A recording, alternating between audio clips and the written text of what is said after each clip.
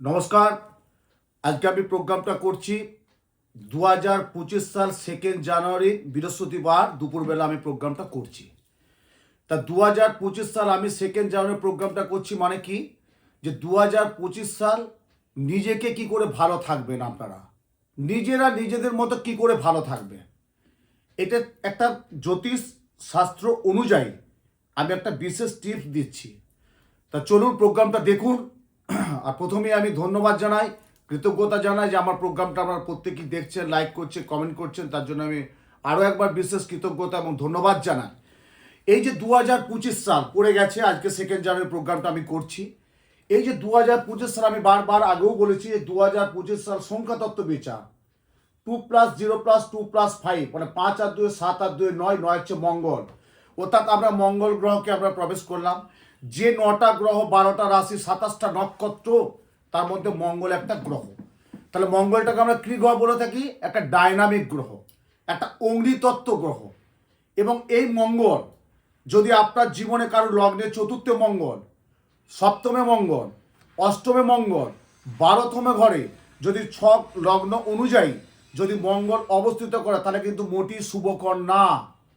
অনেক রকম ঝামেলায় জড়িতে যাবে। যেমন একটা আইনি ঝামেলা হবে, দাম্পত্য জীবন কিছু অঘটন ঘটবে, একটা ভুল বুঝাবুঝি হবে, একটা মত পার্থক্য দেখা দেবে, একটা মত বিরোধ দেখা দেবে, দুর্ঘটনার কবলে পড়তে পারে। এই হচ্ছে মঙ্গল গ্রহ। তাহলে আমরা মঙ্গল গ্রহটাকে আমরা কিভাবে নিজেদের আয়ত্তে আনতে পারবো? তা আয়ত্ত আনা মানে তো এই না যে জোর করে আনা যায়, না, মোটেই না। এই মঙ্গল গ্রহকে যদি আপনি সন্তুষ্ট করতে থাকেন, তাহলে আপনাকে মানতে হবে, প্রথম যেটা করতে হবে, প্রতি মঙ্গলবার যেটা হচ্ছে নিরামিষ পালন করতে হবে। আমি অনেকেই লিখি শনিবার বা মঙ্গলবার, অনেকেই বলে আমি মঙ্গলবারই নিরামিষ খাই, কেউ শনি সাড়ে সেই জন্য শনিবার খায়। মঙ্গলবার নিরামিষ খেতে হবে। হনুমান চাল্লিশা পাঠ করুন। প্রত্যেক সংসারে বলছি হনুমান চাল্লিশা পাঠ করুন। প্রত্যেক মঙ্গলবার সকাল সন্ধ্যা দুপুর যখন সময় পাবেন হনুমান চাল্লিশা জপ করবেন, পাঠ করবেন। যদি পাঠ না করতে পারেন, অন্তত হনুমান চাল্লিশা বইটা অন্তত মাথায় 3বার ঠিকিয়ে ঠাকুরের স্থানে রেখে দেবেন। আর যদি হনুমান চাল্লিশা পাঠ করতে পারেন, সারা বছরটা খুব ভালো যাবে, মিলিয়ে নেবেন, অসাধারণ ভালো যাবে, মনের জোর বাড়বে, নেগেটিভ যেটা আছে সেটা থেকে পজিটিভ রেজাল্ট থাকবে।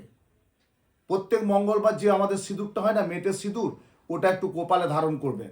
এবারে অনেকেই হয়তো অফিস আছে, চাকুরির জায়গায় আছে, ব্যবসার জায়গায় আছে, ঠিক আছে, তার জন্য বলেছি বুকে পড়ুন। বুকে আমাদের হনুমানজি কি করতেন? প্রভুকে বুকে রেখেছিলেন, স্বয়ং রামকে বুকে রেখেছিলেন।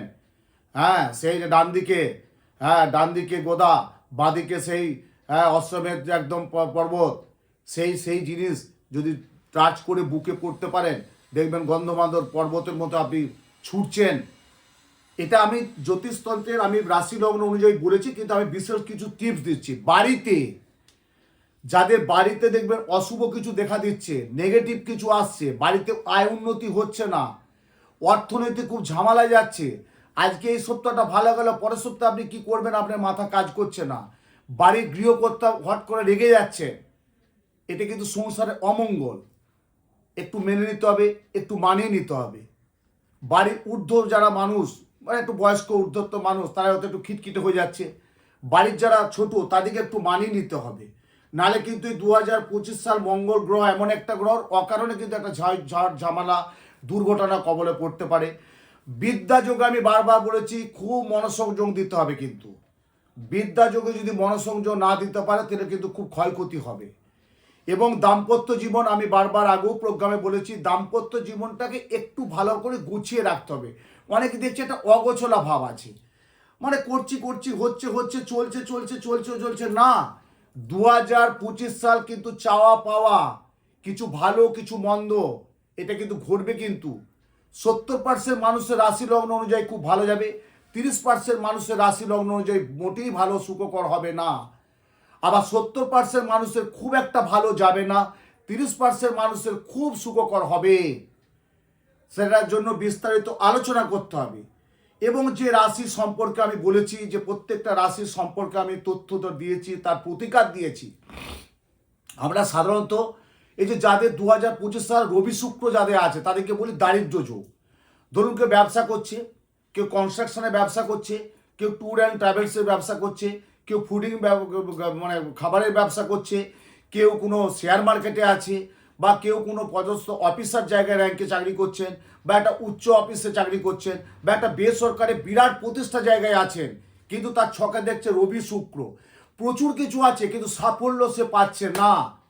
দিনের শেষে, সপ্তাহের শেষে, মাসের শেষে একটা অর্থনৈতিক ঝামেলা চলছে। বড় বড় কনস্ট্রাকশন তৈরি করেছেন, বিক্রি হচ্ছে না। এই যে রবি শুক্র যদি কারো দারিদ্র যোগ থাকে, সেই থেকে বেরিয়ে আসতে হবে। এবারে অনেকে সাধারণ মানুষও একটা চুনি ধারণ করতে হয়, একটা চুনি হয়তো পড়তে পারছে না। কেন আমি খুব বাস্তবটা তুলে ধরি তো, এই যেটা বাস্তব সেটা চিরন্তন। একটা চুনির দাম আছে, কিন্তু চুনি পান্না কিনতে গেলেই কান্না। তা 2025 সাল আমরা রবি সক্ষেত্রে বসে নেই, তাহলে আপনাকে রবির একটা প্রতিকার করতে, একটা চুনি ধারণ করতে হয়। কিন্তু এই মুহূর্তে আপনি চুনিটা পড়তে পারছেন না, তার জন্য কি করতে, একটা স্টার রবি পড়ুন। যদি সেটাও না পারেন, তাহলে একটা তামার আংটি ধারণ করুন, তামার আংটি একটা ধারণ করুন, দেখবেন অনেক ভালো কাজ হবে। এবং তারপরে যেটা আমি করে থাকি যজ্ঞের মাধ্যমে, যে যজ্ঞের মাধ্যমে, যেটা দারিদ্র যোগ, যাদের কালসর্প, ধরুন আপনার ছকে কারু পরপর 4টে ঘর ফাঁকা, রাহু আর কেতুর মাঝখানে, এটা তক্ষত কালসর্প বলা হয়। কালসর্প 12 রকমের হয়, তা 7 নম্বর নক্ষত্রে কালসর্প। তা 2025 সাল কালসর্প দোষ কিন্তু মোটেই ভালো না। এই কালসর্প দোষের কিন্তু অনেক অঘটন ঘটাবে।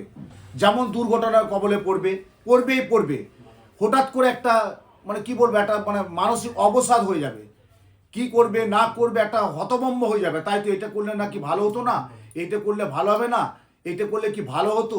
আপনি নিজে কি বলবেন, উপকার করবেন, কিন্তু বদনামটা আপনাকে পেতে হবে। আপনি উপকার করলেন, কোনো একটা রাস্তায় কারো একটা কোনো দুর্ঘটনা পড়লে আপনি এগিয়ে গেলেন, যে একটু করে আমরা করি না, একটু হসপিটাল, ডাক্তার ইত্যাদি ইত্যাদি, পাড়ার সবাই মিলে থেকে একটা, কিন্তু আপনাকে সেই জায়গাটা কিন্তু আইনি ঝামেলা পড়ে যেতে হবে। সেইটার দিকে বলছি, যাদের কালসর্প দোষ 2025 সাল, তারা কিন্তু দোষটা কাটিয়ে নেবে। আর প্রত্যেকের জন্য গুরুস্থানে বলছি, আপনারা ছেলে মেয়ে যখন বিয়ে দেবেন, অর্থাৎ বিবাহযোগ্য যারা ছেলে মেয়ে, তারা কিন্তু অভিজ্ঞ জ্যোতিষীর পরামর্শ নিয়ে জটক বিচারটা করিয়ে নেবেন। তাহলে কিন্তু 2025 সাল নিজেকে কতটা ভালো থাকতে পারবেন, বা কতটা ভালো থাকার যে রসদ, যে উপায়, সেটা আমি আপনাদের সামনে তুলে ধরলাম। এবং আরও কিছু আছে, যেমন মঙ্গলবার দিন যেমন বলেছি যে আখের গুড়, সারা বছর প্রত্যেক মঙ্গলবার একটু আখের গুড় পালন খাবেন। আখের গুড় এনে রাখবেন, একটা কৌটোতে জায়গাতে রেখে দিবেন, যখন শুভ কাজে যাবেন একটু আখের গুড় মুখে পান করে যাবেন। বা রাত্রে যদি কেউ রুটি টুটি খান, একটু গুড় দিয়ে রুটি খেলেন। আখের গুড়টা মঙ্গলবার খুব ভালো, খুব শুভ, কিন্তু ইক্ষু গুড়, আখের গুড় কিন্তু রেখে দিতে হবে আমার কিনে, এটা কিন্তু করবেন। এবং 2025 সাল যাদের মঙ্গলের দোষা আছে, তারা কিন্তু একটু হলুদ জাতীয় পোশাক পরবেন। কেন, মঙ্গলের বার হচ্ছে হলুদ, এবং মঙ্গলের হচ্ছে মা বগলামুখী দেবী। হ্যাঁ, দশমা বিদ্যার এক রূপ হচ্ছে মা বগলামুখী দেবী। এবারে কেউ হলুদ হয়তো পড়তে পারলো না, একটা রুমাল ইউজ করবেন, একটা হলুদ রুমাল ইউজ করবেন। সপ্তাহে 7 দিনে কি কি করতে হয় সেটা আমি আগেও বলেছি, আমার প্রচুর প্রোগ্রামে দেখেছি যে শুভ কাজে গেলে কি করতে হয়। সোমবার দিনে একটু কাঁচা দুধ পান করে যাবেন, মঙ্গলবার দিনে একটু আখের গুড় মানে ইক্ষু গুড়, বুধবার দিনে একটু তেলে ভাজা, বৃহস্পতিবার দিনে একটু মিষ্টি দই, শুক্রবার একটু ছোলার ছাতু বা ছোলা সিদ্ধ বা যে কোনো ছোলা, শনিবার দিনে একটু আদা নুন, রবিবার দিনে একটু গব্যঘৃত। যদি এগুলো পালন করে যান, খেয়ে যান, দেখবেন আপনার 2025 সাল শুভ বার্তা আপনার জীবনে নিয়ে আসবে। এবং আজকের যে প্রোগ্রামটায় বিশেষ কিছু করলাম বা বিশেষভাবে বোঝালাম যে 2025 সাল নিজেকে কি করে ভালো রাখবেন, ঘরোয়া, যেটা ঘরোয়া একটা টিপস আমি দিয়ে থাকি। আমি রাশি লগ্ন অনুযায়ী যেটা মেন স্ট্রিম আমি প্রত্যেককে ধরে দিই এবং তুলে বলে দিই, এবং রাশি লগ্ন অনুযায়ী গ্রহ নক্ষত্র গোচর অনুযায়ী দোষা এবং প্রত্যন্ত দোষা কি চলছে সেটা আমি তুলে ধরেছি বা আমি বলেও দিয়েছি। আরও 2-4টে রাশি সম্পর্কে বাকি আছে, আমি অবশ্যই বলে দেবো। আপনারা প্রোগ্রামটা দেখতে থাকুন। আর একটা শুভ খবর আপনাদের সামনে এখন থেকে দিয়ে রাখছি। কেন একটু অ্যাডভান্স দিচ্ছি, কেন, এখন প্রচুর চাপ আছে, কেন বুঝতেই পারছেন, সবাই বেড়াতে যাওয়ার একটা ব্যাপার আছে। আগামী 28শে জানুয়ারি মঙ্গলবার যুক্ত, আগামী 28শে জানুয়ারি মঙ্গলবার যুক্ত বছরে 2025 সাল প্রথম অমাবস্যা। এই অমাবস্যাটাকে আমরা কি বলে থাকি, শ্রী শ্রী রটন্তী কালিকা পূজা অমাবস্যা। এই রটন্তী কালিকা, শ্রী শ্রী রটন্তী কালিকা পূজা অমাবস্যা যোগে আমি তারাপীঠ ধামে বিশেষ পুজো এবং মহাযজ্ঞ তারাপীঠ মহাশ্মশানে করব। আরেকটা বলি ওই দিনটা আরেকটা শুভ দিন আছে। কি শুভ দিন? ওই দিন কিন্তু মা বগলামুখী দেবীর আবির্ভাব হয়েছিলেন। কবে? এই শ্রী শ্রী রটন্তী কালিকা পূজা অমাবস্যার দিন আমাদের যে দশমা বিদ্যার এক রূপ মা বগলামুখী ওই দিন আবির্ভাব হয়েছিলেন। এবং ওই দিন আর শ্রী শ্রী রটন্তী কালিকা পূজা অমাবস্যা যোগে 28শে জানুয়ারি মঙ্গলবার যুক্ত সন্ধ্যে 7:10 গতে অমাবস্যা পড়ছে। ওই দিন তারাপীঠ শ্মশানে মঙ্গলবার রাত্রে আমার মহাযজ্ঞ। আমার সকল ভক্ত শিষ্য শুভানুদ্দেরকে একটু আগাম জানিয়ে দিলাম। আপনারা যদি কেউ যা যোগাযোগ করেন অবশ্যই ওখানে আমাকে পেয়ে যাবেন। ভারতীয় স্টেট ব্যাংকের সামনে আদর্শ লজ। আমার প্রচুর বর্ধমান, মুর্শিদাবাদ, বীরভূম, হ্যাঁ প্রচুর বাঁকুড়া, পুরুলিয়া, প্রচুর শক্তিগড়, প্রচুর প্রচুর মুর্শিদাবাদ থেকে বহরমপুর থেকে প্রচুর মানুষ আসে, সব বুকিং করে আসছে ওখানে। আপনারা ফোনে বুকিং করে নেবেন। আগামী ডেটটা মনে রাখবেন, আগামী 28শে জানুয়ারি মঙ্গলবার যুক্ত শ্রী শ্রী রটন্তী কালিকা পূজা অমাবস্যা যোগে তারাপীঠ ধামে মহাযজ্ঞ করব আমি। এবং ওই দিন মা বগলামুখী দেবীর আবির্ভাব দিবস। যাদের প্রচণ্ড শত্রু, খুব বিরাট কাজ হবে, অসাধারণ সাফল্য, অসাধারণ কাজ। এই যে বগলামুখীর আবির্ভাব দিবসে আপনি তারাপীঠ মহাশ্মশানে যজ্ঞ করতে পারছেন, একটা বিশাল অনুভূতি, বিশাল একটা ক্রিয়া আপনি পাবেন। যাক, আপনার প্রোগ্রামটা দেখতে থাকুন, সাথে থাকুন, সঙ্গে থাকুন। আজকের যে প্রোগ্রামটা আমি বিশেষ করলাম 2025 সালের 2 জানুয়ারি, যে 2025 সাল নিজেকে কি করে ভালো রাখবেন, নিজেকে কি করে ভালো থাকবেন, তার জন্য ঘরোয়া টিপস। ভালো থাকুন।